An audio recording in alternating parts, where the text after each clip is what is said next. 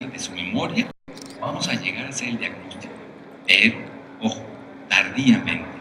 Si hubiéramos hecho, a lo mejor ya, unas resonancias magnéticas, o en algunos estudios, ya la investigación se hace en México, en el Instituto Federal y en Monterrey,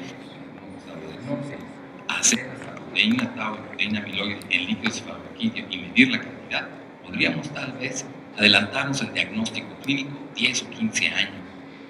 ¿Qué significa esto? Que prácticamente si hubiera algún factor genético, lo podríamos hacer tal vez 20, 25 años. A lo mejor la gran parte de ustedes que estoy viendo en este momento en el auditorio, que les diría yo, pasen a alguno de los stands y háganse su prueba de marcadores genéticos para saber si en 25 años van a tener demencia. A lo mejor la mitad de ustedes no saldrían a ese stand y dirían, ya cuando me toque veré yo. Pero también es importante dar un diagnóstico correcto y a tiempo. ¿Por qué? Porque podrías decir, ¿cómo preparar yo cuando me llegue a tocar demencia? ¿Qué podría yo hacer de factores de riesgo para frenar o enlentecer la progresión de la misma, como estábamos viendo?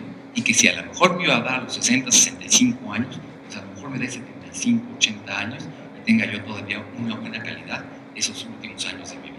¿Y por qué no?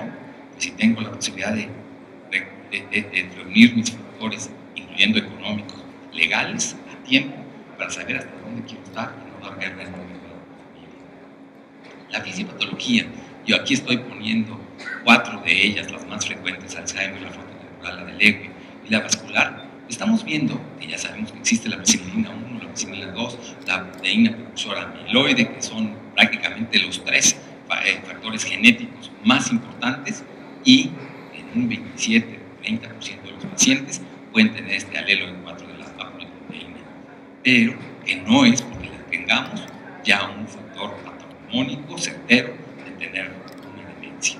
Sabemos que ya las proteínas involucradas, como lo estamos viendo aquí, pues es la proteína beta y la proteína tau, que obviamente son las placas seniles y las madejas neurofibrilares. Ya vimos los factores de riesgo que estamos viendo, como la edad, la escolaridad y la comorbilidad que estábamos mencionando.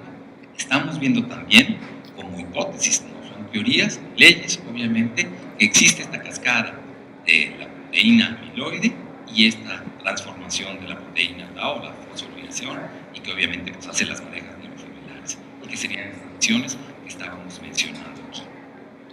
Pero bueno, también hay marcadores genéticos para las otras, para las frontotemporales, para los cuerpos de Lewy, e inclusive hasta para las vasculares, y que cada una de ellas tiene una proteína diferente. De hecho, esto es importante aprendernos las proteínas, porque posiblemente en un futuro vamos a tratar exactamente por la deficiencia de proteínas que tenemos para poder frenar el desarrollo de cualquiera de estas demencias. Entonces, si yo freno proteína beta o tau, se puede Alzheimer. Si yo, por ejemplo, alfa-sinucleína, pues en los cuerpos de Lewy, o la amiloide para vascular, o la FUS, por ejemplo, para la frontotemporal. Entonces, esto se nos va a complicar, y de hecho hay marcadores ya para que en el PET se hagan definitivamente y ya pueda diagnosticarse. De hecho, ya vimos que en algunos casos puede haber una mutación de y estos riesgos genéticos. Los riesgos ambientales que podemos tener, que obviamente son cambios epigenéticos, se transforman las proteínas y nos dan realmente la enfermedad. Ese sería el resumen como tal de la fisiopatología de la enfermedad de Alzheimer, en pocas palabras. Quiero recalcar que ya desde el 2013 deberíamos de haber quitado nuestra palabra esta antes usábamos demencia senil, después ya pusimos demencia tipo Alzheimer, y desde el 2013, por lo menos en el DSM-5, aquellos que ya habían tenido la oportunidad de leer, pues llevamos 4 años y no hemos podido hacernos el cambio, y menos los viejitos, como su servidor, en donde deberíamos llamar a estas enfermedades, en el DSM-5, trastorno de lo cognitivo mayor, y por eso lo subrayé, mayor. Y que aquí cambió con el DSM-4, ¿sí? Aún el revisado, decía que para hacer demencia a fuerzas tenemos que tener un problema de memoria. Y ya vimos que para tener en las demencias frontotemporales problemas de memoria son en etapas tardías, estaríamos perdiendo la oportunidad de hacer diagnósticos oportunos. Quitarlo de demencia, porque generalmente lo hacemos de una forma peyorativa y despectiva, y entonces pues ahí viene un demente. Pues a nadie de nosotros nos gusta que nos dijeran pues ahí viene un demente. Entonces de repente pues, ya decimos, bueno, pues tiene enfermedad de Alzheimer, y bueno, eso suena muy recomendable. combate, pero tampoco realmente estamos llegando al fondo del origen. Por eso, trastorno neurocognitivo mayor, leve, ahorita vamos a ver más adelante, y que tendría una alteración en 6 dominios: una atención compleja, alterada, una función ejecutiva, que sería, por ejemplo, esto de los dibujos que a veces les hacemos en la prueba, los procesos de aprendizaje y memoria, que obviamente en Alzheimer son los primeros que se empiezan a afectar, los trastornos del lenguaje, vamos a ver un poquito más adelante, esas habilidades perceptuales motoras de volverse a vestir, a abotonarse, ir al baño, etcétera, tenemos problemas. Y la otra es ese reconocimiento social, de no reconocer, obviamente, a lo mejor a los seres queridos o que nos rodean en un tiempo relativamente corto. Digamos que esos eventos o hechos del día a día. Y obviamente esto tiene que estar basado no solo en lo que nos dice el individuo, sino también en ese informante que es muy valioso, y ese informante clínico a veces no puede hablar, a veces enfrente del paciente. Entonces tenemos que hacer una cita para que él, sin que esté el paciente presente, nos pueda dar los datos que nos puedan llevar al diagnóstico. De hecho, una vez que digo que el paciente tiene un trastorno neurocognitivo mayor, ahora sí me falta el último apellido, tipo Alzheimer, tipo vascular, o ya no una demencia mixta, sino un trastorno cognitivo mayor de etiologías múltiples. Y a veces es muy conveniente saber, casi todos los pacientes que llegan a los 80, 90 años, no solamente van a tener un trastorno neurocognitivo, como puede ser el Alzheimer, sino que realmente tienen Alzheimer más vascular, o un evento vascular cerebral, un infarto que no dio manifestaciones y cambios en memoria y esas cosas, pero que también con el tiempo hubo esa atrofia. Y obviamente, como están viendo, pues solamente están puestas algunas de ellas, pero sabemos que existen casi 80, 100 diferentes tipos de demencia que podríamos ver. Y aquí, por eso quería tener esta computadora aquí grande, si se dieron cuenta cuando vi que la pantalla estaba muy pequeña, cuando, pues obviamente podemos tener un trastorno cognitivo mayor que se deba a Alzheimer, y que de hecho, como lo estamos haciendo en clínica, nos habían enseñado hace 10, 15 y 20 años que el diagnóstico pues era solo patológico. Ahora vemos que ya con las herramientas que tenemos hoy en día podemos hacer el diagnóstico mucho más certero, que tendríamos esos dominios, para que sea mayor, 2 o más dominios alterados. Y si decimos que es leve, solo uno de los dominios, ¿sí? Podemos tener o no evidencia genética, pero, como dice por acá, al centro, que la declinación de estos dominios sea constante, gradual, sin mesetas prolongadas, que esto poco a poco va a ir obviamente progresando, y que obviamente para que sea solo Alzheimer, pues que no tenga alguna otra cosa, como decíamos, el problema vascular, y que esa declinación de la memoria y del aprendizaje pues va siendo constante para poder hacer un trastorno, un diagnóstico de enfermedad de Alzheimer.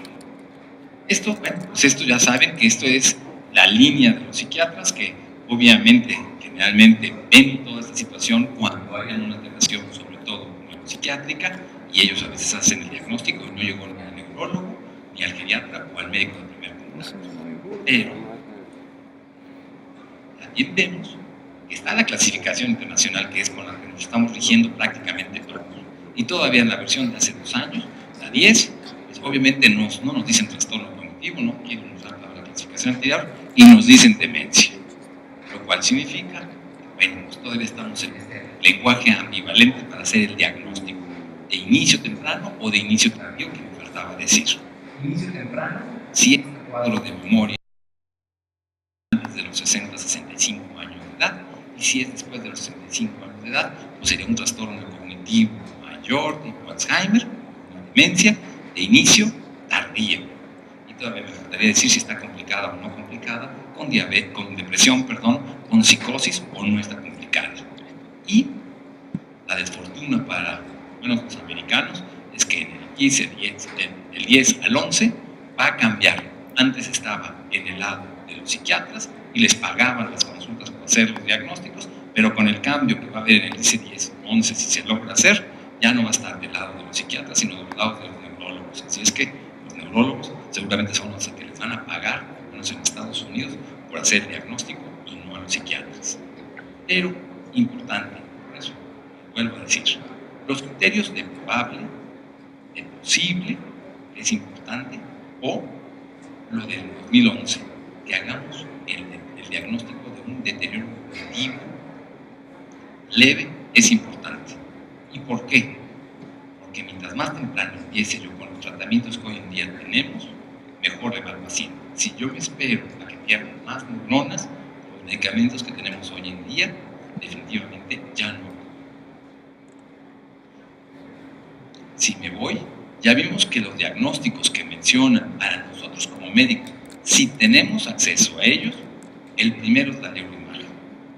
Si pudiéramos hacer resonancia magnética, perfecto, sino una tomografía total. En cuanto tengamos los marcadores o biomarcadores en líquidos cefalorraquídeos, poderlos utilizar. De hecho, todos los estudios para nuevos medicamentos, aún los que se hacen en México, se tiene que tomar líquidos cefalorraquídeos. Si no se hace aquí, se manda al extranjero para hacer el diagnóstico de los títulos de proteína beta-amiloide y de proteína tau. La otra es lo que habíamos dicho, las de inicio temprano generalmente tienen un marcador genético más importante. Pero ahora estamos viendo que aquellos pacientes que les estamos haciendo el Minimental, que ahorita voy con él, y que pierden por lo menos 3 puntos o más en 6 meses, esos pacientes son los RTD, Rapid Progressive Dementia, que significaría una demencia de progresión muy rápida, que parece ser que hay algo que está haciendo que en algunos pacientes las demencias no sean tan lentas aparentemente y progresivas, sino que son muy rápidas y están teniendo mucho más consecuencias. Y en ellos tendríamos que tener más cuidado para hacer el diagnóstico adecuado.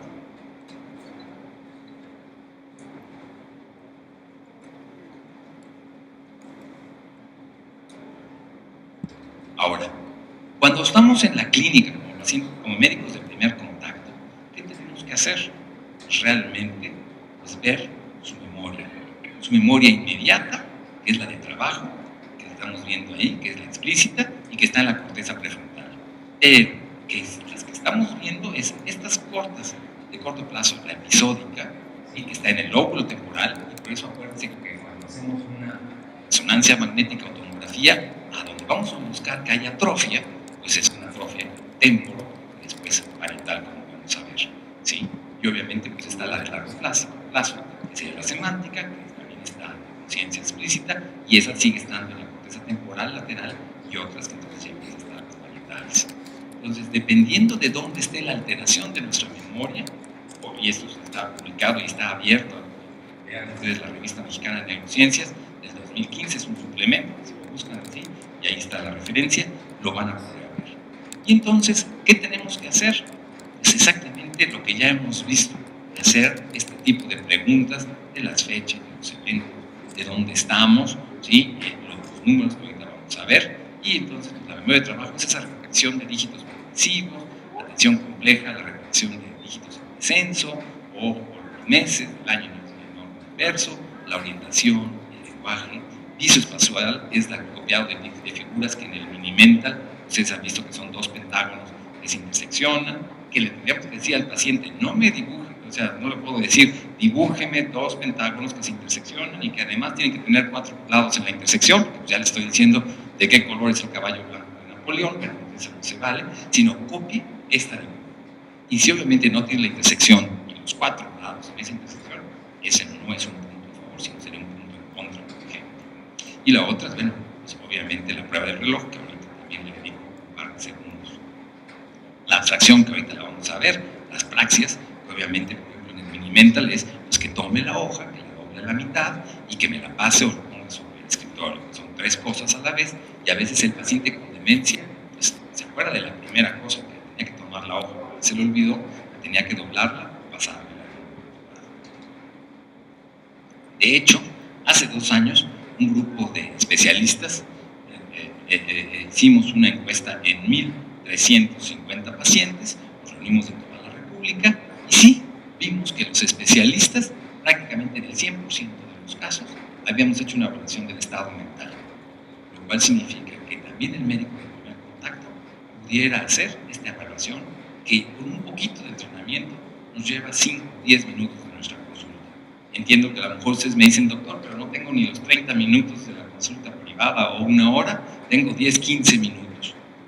Si no hacemos un diagnóstico, no le estamos dando la posibilidad de frenar esta enfermedad a nuestros pacientes. Y déjenme decirles que todos los gastos que hacemos a nivel mundial por las demencias, incluyendo el Alzheimer, son mucho más fuertes que aquel paciente que tiene cáncer o que tenga HIV. Prácticamente estaría entre las primeras 15 economías del mundo los gastos que hacemos, formales e informales, para atender a nuestros propios pacientes con enfermedad de Alzheimer. Cuando somos un poquito más acuciosos en la exploración, además de la evaluación del estado mental, como están viendo ahí, son las actividades de la vida diaria. Y las actividades de la vida diaria, tanto las básicas como las independientes. Las independientes que nos pueden empezar a fallar, marcar un teléfono. A lo mejor ahorita si les digo cuál es el teléfono de su pareja, marido, etcétera, pues ya nada más le apachurran y ponen esposo, o bueno, ahora ya le digo mi teléfono, háblale a mi esposa, y bueno, pues ya ni me sé luego el teléfono de memoria. Pero antes, bueno, pues sabíamos todos los de las casas y toda esta cuestión. Y si les pongo un teléfono, a veces ya no saben marcar, saben copiar los números, por ejemplo. Y lo otro es el manejo de dinero. Cuando empiezan a ir a la tiendita, y pues obviamente ya les empezamos a ver la cara a los que vemos que les podemos hacer la cara, y obviamente no les damos el vuelto porque empiezan a fallar en las cuentas. Pero también tenemos que hacer un diagnóstico diferencial con depresión, que no estén deprimidos. Cualquiera de nosotros, si ahorita nos dicen que tenemos cáncer y que es un cáncer fulminante, seguro que nos deprimimos. Pero también estoy seguro que hacia cualquiera de nosotros nos dicen, tienes ya de forma irreversible un problema de memoria, seguramente, y que no hay una cura al 100%, sino con medicamentos lo frenamos, seguramente también vamos a deprimir. Y esto también afecta a nuestra concentración. Tenemos que hacer ese diagnóstico. Fíjense, aún en especialistas, solo el 15% hacemos la prueba del reloj, Globin Test, que ahorita les explico, que también sería muy fácil de hacerla, prácticamente en menos de un minuto. Esta, pues obviamente, es la evaluación del estado mental. Si todos ustedes saben que, pues, si yo le pregunto qué día estamos hoy, y si no me dice exactamente que hoy es jueves, que es 15 de junio de 2017, o la estación, ahorita estaríamos complicados porque ya algunos de siempre casi estamos diciendo que es verano con el calor que estamos teniendo en Puebla desde las últimas semanas, pero que todavía sería primavera. A veces me fallan con el presidente y entonces me meto en dilemas políticos, lo cual no estoy. Parece que política es la salud, pero que a veces hasta les pregunto, ¿y quién es el Papa? Y me la contestan de primera, ¿quién es el Papa en un momento dado? Bueno, y aquí en Puebla pues lo hacemos más fácil. Ahora, ¿dónde estamos? Y si en un momento dado algunos de nosotros no vimos que era el salón analco y a lo mejor era una puerta y la otra, ¿cómo se llama el otro salón? Pues a lo mejor nos equivocamos, no sabemos si esto es planta baja o primer piso, obviamente, pero muchos, no le tengo que decir en qué ciudad estamos, Puebla, y Puebla en qué estado está, pues le estoy dando otra vez la respuesta, es uno de los errores que hacemos con la evaluación del estado mental, es decir, ¿y esta ciudad en qué estado está? Y lo pasaría también para algunos de los estados circunvecinos como Tlaxcala, pues es lo mismo. ¿En qué estado está esta ciudad? Y obviamente este estado, ¿en qué país está? Y obviamente pues me tendría que contestar México. Y ahí tengo 10 puntos. El punto de corte es menos de 24 puntos. Así es que si ya me fallan prácticamente en la fecha y en la ubicación, pues prácticamente sé que mi paciente tiene un problema de memoria. No hace el diagnóstico, hace la sospecha. Y además, no guiarnos en una primera evaluación para hacer el diagnóstico. ¿Por qué? Porque ese día pudo haber venido de malas, porque a veces, si ustedes son su médico de confianza, a lo mejor ya los conocen de tiempo, no hay problema, pero si, afortunada o desgraciadamente, nos mandan como referencia y vamos a ver al geriatra y seguramente el geriatra nos va a regañar, etcétera, vienen de malas o vienen medicados, porque a lo mejor no duermen bien y les dan un inductor de sueño, un tranquilizante, un antidepresivo. Puede ser que en esa primera evaluación no salgan con el puntaje adecuado. Restar, que es importante, de 7 debajo de 100.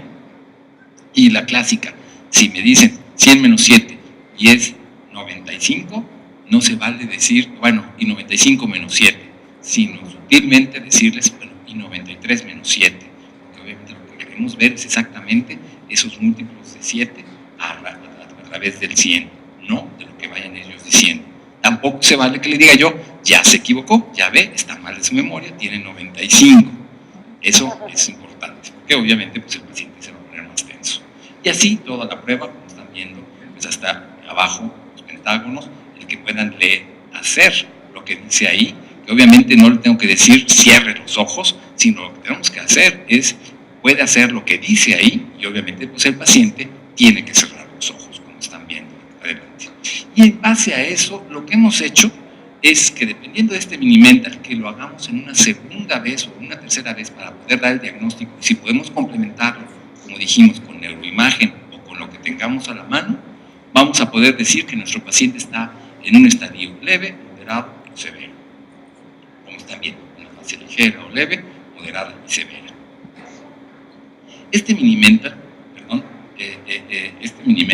es a partir también ya del 2011-12, pues también tiene ya una segunda versión, que si queremos utilizarla, pues sí hay que pagar bastante, como $300, $400 a los americanos que pues, los primeros, los Folstein, lo vendieron hace unos años y bueno, pues ya lo hicieron. Y entonces, pues hay una versión que se llama test de MoCA, MoCA de Montreal Cognitive Assessment, en donde es algo muy parecido, donde ustedes pueden ver que también suman los números con letras, entonces pues ahí están viendo del 1 a la A, al 2, al B, o hacer un cuadrado. En las versiones ya de 7.2, que es una más antigüita, pues obviamente ya no hacen el cuadrado, porque casi todos lo sabemos hacer, entonces ya ponen un cilindro, por ejemplo, y como ya están proscritos los animales de los circos, bueno, pues ya pusieron también un cochino y ya no me acuerdo un burro y no me acuerdo qué otra cosa, pero bueno, pues nosotros aquí en Puebla tenemos Africam y esto sí es publicidad, entonces todavía reconocemos estos animales hoy en día. Y obviamente, como están viendo, una parte un poco más compleja, en donde en esta parte final, pues estamos, si se dan cuenta, pues preguntándoles ya 5 palabras que son un poco más complicadas: rostro, seda, iglesia, clavel, rojo, y ya no las típicas como árbol, manzana y perro, o coche, pelota y nariz, alguna de estas situaciones. Y también tiene un puntaje, como están viendo, de 30 puntos. Pero aquí, en pacientes que no tengan tanta educación, es un poquito más sensible. Sí, estos tests realmente lo que han hecho es que si el paciente no tiene más de 4 años de educación, definitivamente es un poco más complejo, o tenemos que darles unos puntos a favor. Y mientras más grandes seamos, podemos tener también 1 o 2 puntos de ventaja. Si andamos en los 20 y 30, tendríamos que contestar en ambas pruebas, cualquiera que utilicemos, con 30 puntos, definitivamente. La prueba del reloj, 2 segundos me quiero tardar, en donde lo que estamos viendo es que dibuje, obviamente, la carátula de un reloj, que le ponga las manecillas y que las manecillas digan 11 y 10, otros van a ver que les digan 8 y 20. Una manecilla en un hemisferio, otra manecilla en el otro hemisferio, para que obviamente estos se conecten y lo sepamos hacer. Y obviamente, pues el de la derecha de ustedes, pues están viendo cómo, pues primero, no terminó el círculo, 2, los números puso por fuera, y 3, que parecía que íbamos bien, pues las manecillas, no sé cuál es la manecilla corta y larga. A lo mejor ya me ha tocado a algunos que ya no utilizan estas manecillas y ahora son digitales, y entonces pues, dibujan el reloj y en medio pues, le ponen las 11, 2 puntos y 10. Algunos muy antiguos le ponen hasta los números romanos, se los doy por buenos, siempre y cuando lo pongan bien, obviamente, y complicado, se podría hacer. Y a veces, si no tengo tiempo en la consulta, yo le puedo decir 3 palabras, que yo decía hace rato, que no tengan relación entre sí, coche, pelota y nariz. Se las voy a preguntar al ratito, lo distraigo y veo la función ejecutiva con el reloj, dibújeme la carátula del reloj, le puedo dar lo más sencillo, hay muchos puntajes, pero el más sencillo 3 puntos, un punto por el círculo, otro por poner todos los números y tercero por poner las manecillas. Y entonces yo puedo decir 3 de 3, 2 de 3 o 1 de 3. Si obviamente tengo 1 o 2 puntos o ningún punto y al preguntarle las palabras ya no recuerda las 3 palabras que le dije 3 minutos atrás, o 2 minutos atrás de coche, pelota y nariz, por ejemplo, o manzana, perro y árbol, cualquiera de ellas, y no las tiene, seguramente este paciente hay que estudiarlo. Y a esto voy. ¿Cuánto me acabo de tardar? Menos de 1 minuto. Yo creo que como médicos de primer contacto, sí tendríamos la obligación de hacer un diagnóstico presuntivo de un paciente con demencia o con trastorno cognitivo mayor tipo Alzheimer. Sí podemos, sí estamos capacitados si hacemos un poquito de entrenamiento. Que definitivamente tenemos que hacer un diagnóstico diferencial y como me pone el Instituto Nacional de Geriatría, vuelvo otra vez con las mugres 4 enfermedades que he estado hablando: Alzheimer, vascular, frontotemporal y Lewy, obviamente. Ya vimos que en la vascular, generalmente el inicio es abrupto, es escalonado. Tengo un evento vascular y antes de 3 meses tengo la falla de memoria. Contra Alzheimer, que es gradual, progresivo, crónico, ¿sí? Una demencia frontotemporal, pues generalmente tiene la memoria conservada, pero su estado anímico, su conducta empieza a estar alterado. Y en las demencias de cuerpo de Lewy empieza a tener alucinaciones visuales o ideas delirantes antes que la pérdida de memoria. Tengo duda y tengo la posibilidad en mi sistema de salud, en mi consultorio, con el tipo de pacientes, neuroimagen otra vez. ¿Por qué? Porque la imagen hoy en día puede ayudarnos a soportar el diagnóstico, a hacer un diagnóstico temprano, a reconocer estados predemenciales cuando apenas empezamos a tener alteración o inclusive a poder comparar la progresión de la misma. Dirán, esto no es cierto, doctor. Bueno, si se dan cuenta, yo puedo ponerles aquí un paciente normal y con la flecha señalada, obviamente la zona del hipotálamo. Esa radiografía resonancia magnética es un paciente normal. Aquí, pues tengo un paciente con un deterioro cognitivo leve. Si mi servicio de radiología me hace un volumen, pues obviamente podría ver el volumen y obviamente compararlo contra alguien normal que lo están viendo, muy sencillo. O si ya tiene mucho más atrofia, pero también chequen cómo ya los ventrículos están un poquito más atrofiados. Ya desde etapas iniciales empieza a tener ciertas atrofias periféricas y si buscamos directamente contra etapas tardías, pues vamos a ver que ya hay esa atrofia temporoparietal que sí podemos hacer el diagnóstico para complementarlo con el clínico como tal. Y entonces, es pedirlo. Y si ya sabemos el diagnóstico, bueno, pues ahora la pregunta, bueno, ¿y ahora qué hacemos? Bueno, pues ahí vamos. Si me voy con el algoritmo que me lo presenta las guías de práctica clínica que les estoy presentando del 2010, bueno, pues ¿qué es lo que me dice? Que si tengo que hacer lo que ya sabemos, perdón, la historia clínica, la exploración física completa, y después aplique los instrumentos que estábamos hablando ahorita, una evaluación del estado mental, el Minimental, el MoCA, que quiera, presenta el deterioro cognitivo, pues obviamente podemos hacer algunos exámenes de laboratorio para tratar de ver si tienen o no tienen algunas otras cuestiones, anemia, problema tiroideo o factores de riesgo que estén complementando a esta demencia, diabetes, dislipidemia, o la homocisteína que estábamos mencionando como factores de riesgo.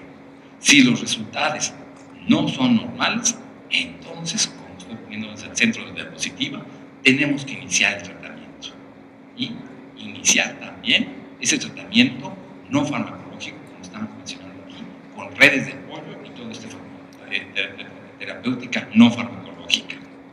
Si en un momento dado no sabemos qué hacer o nuestro sistema de transferencia contra transferencia nos indica que debemos de mandar con algunos de los especialistas y tenemos a la mano psiquiatría, neurología o geriatría o medicina interna, como le estamos poniendo ahí, pues depende de lo que tenga él, además del diagnóstico.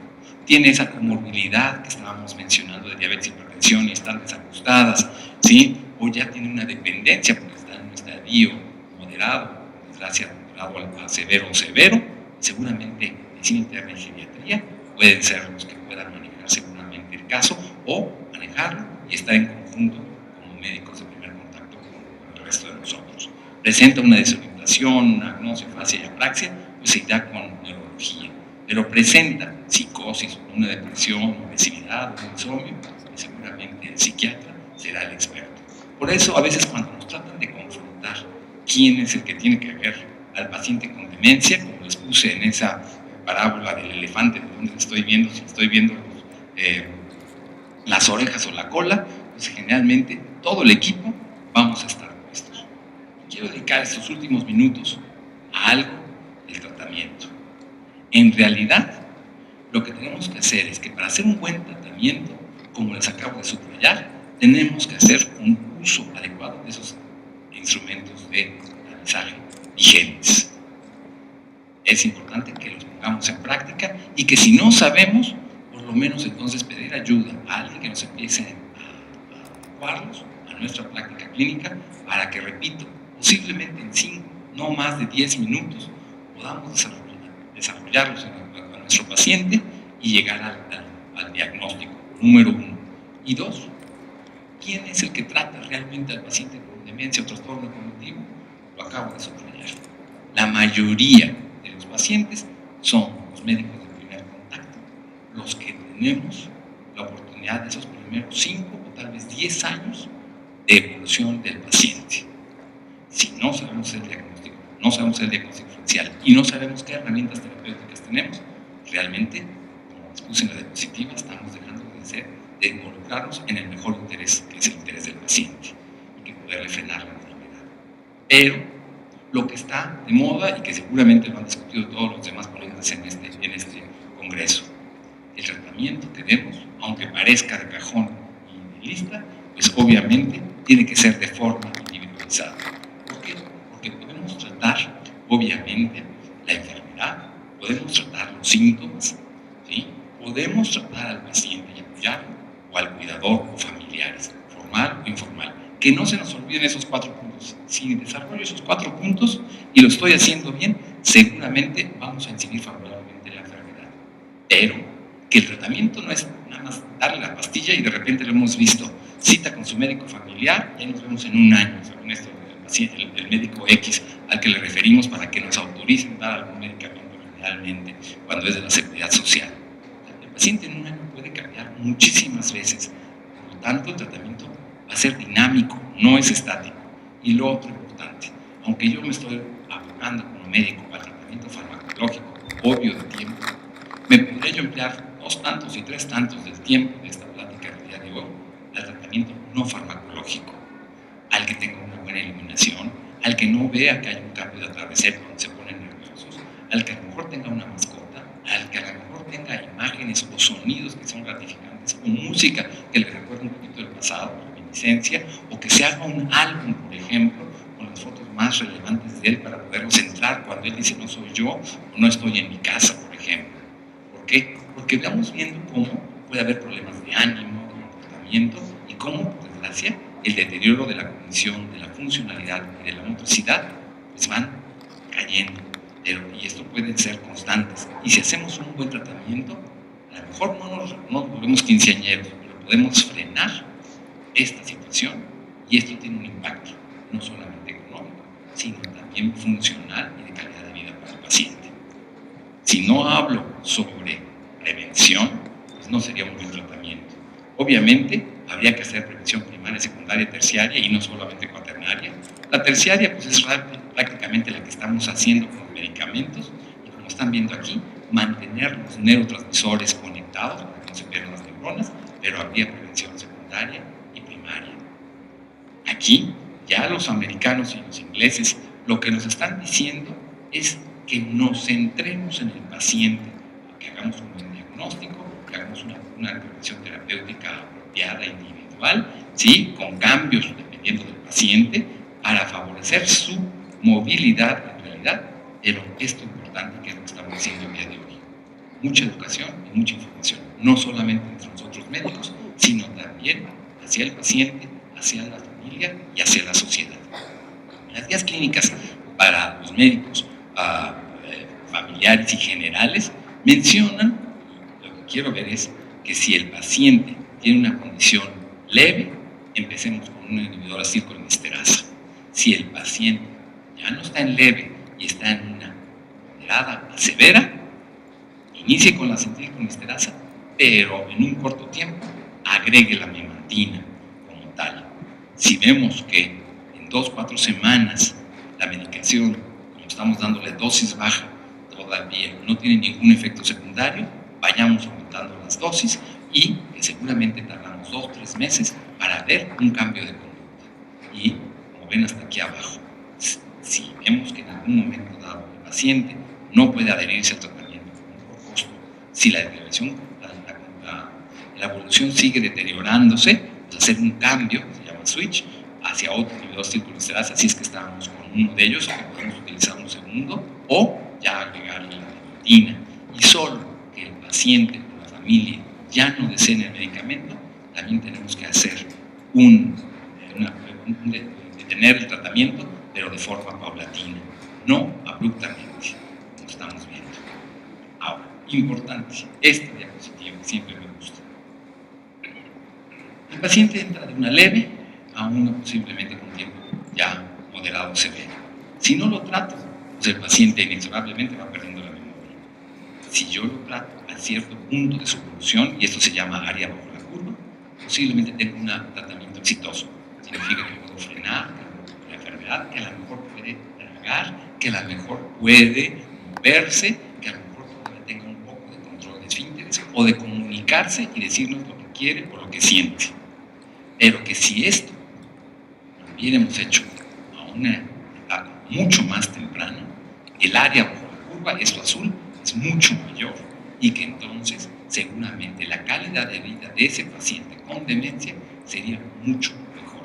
Por eso es que les conmino a que si saben que tiene paciente demencia y tienen a la mano los medicamentos, como lo estábamos viendo en ese programa anterior, se utilicen los mismos. Se ha visto con los inhibidores de acetilcolinsterasa y pasa también con la memantina, exactamente esto contra una línea de base. Sí hay mejoría con la prueba de evaluación del estado mental.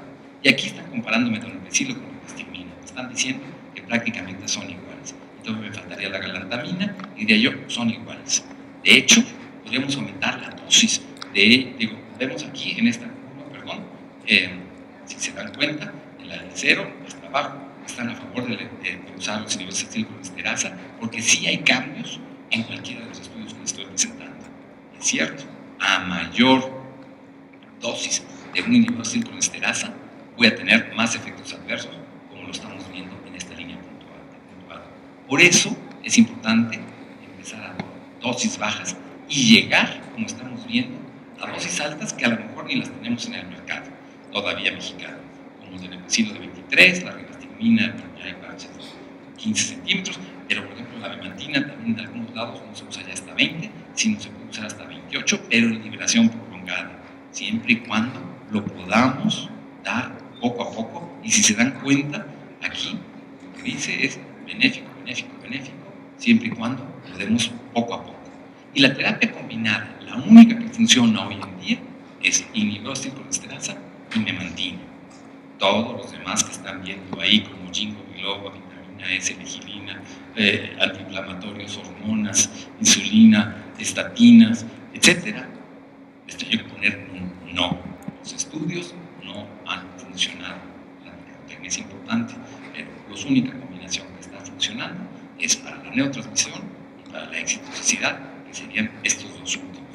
De hecho, ya se ha visto que la memantina, hay algunos estudios en donde los primeros se estaban dando cuando el paciente ya estaba muy deteriorado, y vemos en el Minimental que tenían 3, 14 puntos, pero también ya se ha visto en poblaciones que apenas empiezan a deteriorarse con una demencia leve y ya prácticamente al doble de la población, que también después de 24 semanas de uso puede funcionar. ¿Cuánto tiempo hay que usar estos medicamentos? Que es la típica pregunta. Por lo menos, en resumen, 5 años.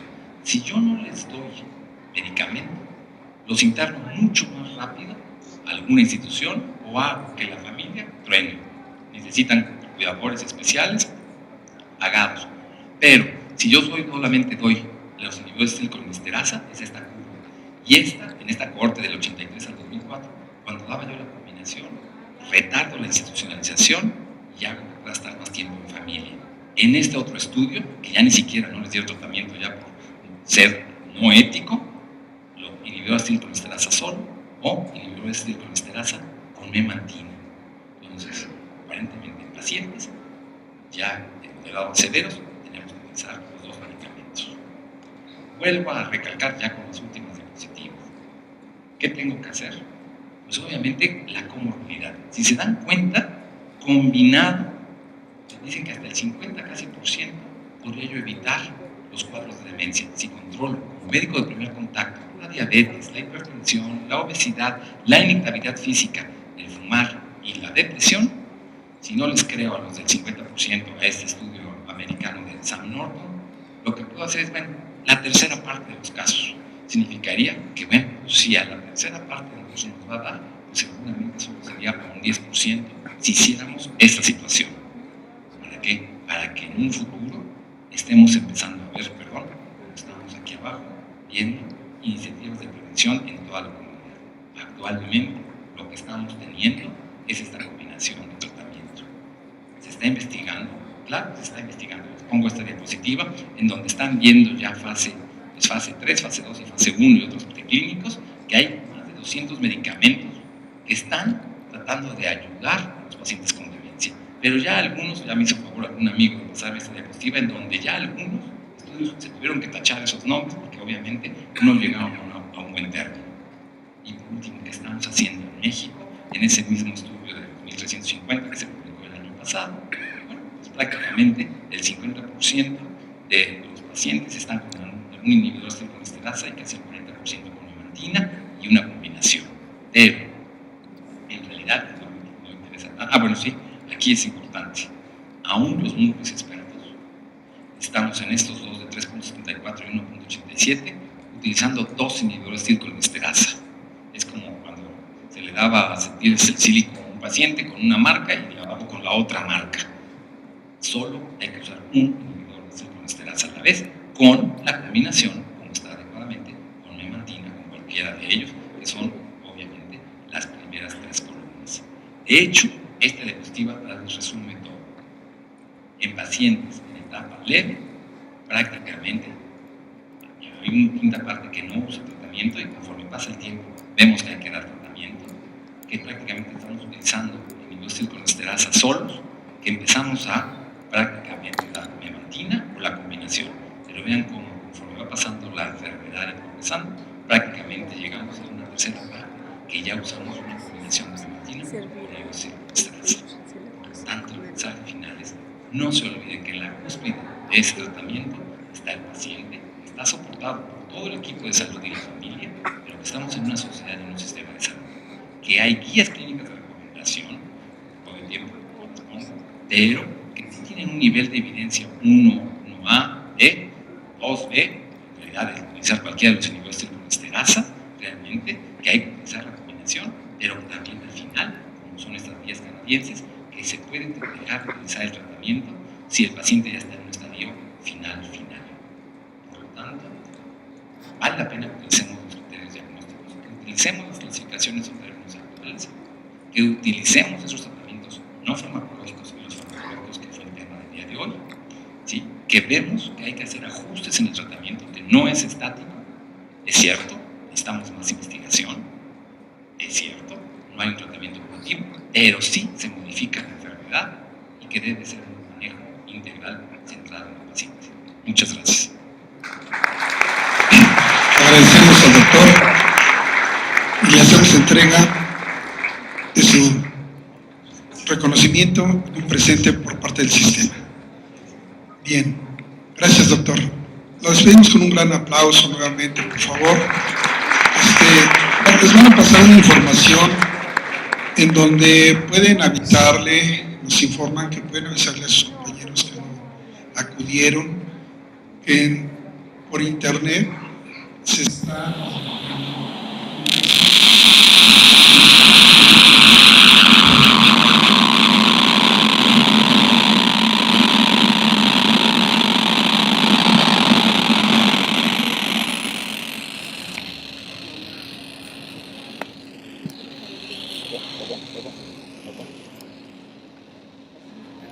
tenemos un poquito de las técnicas. ¿Desde qué horas? Aquí está. Entonces, ahí está la clave. Está apagado. Bueno, pueden copiar esa clave ¿Baterías? y después avisar a sus compañeros que estén en toda la República Mexicana, que pueden estar, que no pudieron acudir, que pueden verlo por El de allá también ya se internet. apagó. Ahí está. Si pueden copiar o tomen una foto para que no se les olvide. Informe a sus compañeros y que de esa manera lo puedan ver en el seguimiento de esta conversación. Que no. Bien, continuamos. Tenemos ya con nosotros al doctor Rafael Santana Miranda.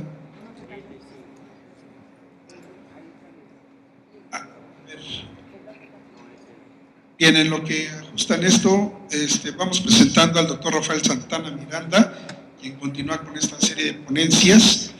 Es responsable médico de la Clínica de Trastornos del Sueño de la Facultad de Medicina, con sede en el Hospital General de México de la Universidad Nacional Autónoma de México. Bien, vamos a continuar con la charla de él. Lo recibimos con un aplauso, por favor.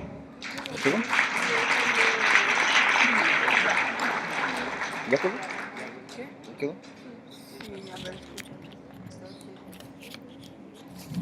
Listo. ¿No se escucha? ¿Quién está hablando? Muy bien. Ahí está. Buenas tardes. Es un placer estar con ustedes y hablar de medicina del sueño.